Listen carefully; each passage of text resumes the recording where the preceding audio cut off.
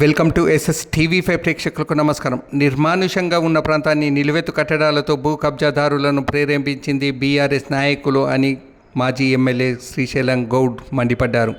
కుత్బుల్లాపూర్ నియోజకవర్గం పరిధిలోని గాజుల రామారం డివిజన్, దేవేందర్ నగర్, మిథులా నగర్, నరసింహానగర్, గాలిపోచమ్మ బస్తీలో నేడు ఉదయం హైడ్రా అక్రమ కట్టడాలను కూల్చివేయడం జరిగింది. కాగా మాజీ ఎమ్మెల్యే కాంగ్రెస్ పార్టీ రాష్ట్ర నాయకుడు కూన శ్రీశైలం గౌడ్ ఆ ప్రాంతానికి చేరుకొని భూ కబ్జాదారుల చేతుల్లో మోసపోయిన పేద ప్రజలతో మాట్లాడడం జరిగింది. నేను ఎమ్మెల్యేగా ఉన్న సమయంలో ఇక్కడ స్వచ్ఛమైన ప్రకృతి వైపరీత్యం కనపడేదన్నారు. అలా అక్రమానుగుణంగా భూ కబ్జాదారుల పోకడల వల్ల పేద ప్రజలు మోసపోయారని వాపోయారు. తెలంగాణ రాష్ట్ర ముఖ్యమంత్రి యనమల రేవంత్ రెడ్డి గారి దూరదృష్టితో భూ కబ్జాదారుల నుండి పేద ప్రజలను రక్షించడం కోసం భూ కబ్జాదారుల ఆగడాలను ఆపడం కోసం హైడ్రా తీసుకురావడం జరిగిందన్నారు. డూప్లికేట్ పట్టా సర్టిఫికేట్ ఇచ్చి ఎకరాల కొద్ది స్థలాలు కబ్జా చేసిన భూ బకాసారుల భర్తం పట్టేందుకే హైడ్రా వచ్చిందన్నారు.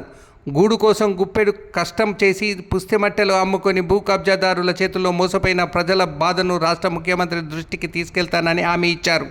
ఈ కార్యక్రమంలో స్థానిక నాయకులు, నిర్వాసితులు, ప్రజలు తదితరులు పాల్గొన్నారు.